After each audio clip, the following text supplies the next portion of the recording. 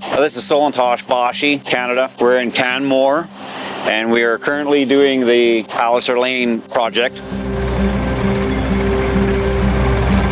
2 buildings, multi-housing units, and we're using the CFA method for deep foundations. With the ground conditions, it's the best method we could possibly come up with that is fastest and most efficient. The CFA method is continuous flight augering.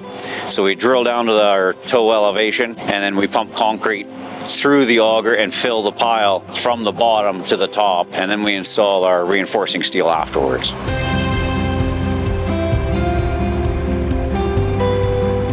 Well, our ground conditions aren't really suitable for cast in place or conventional style drilling. CFA will go a lot quicker, a lot faster.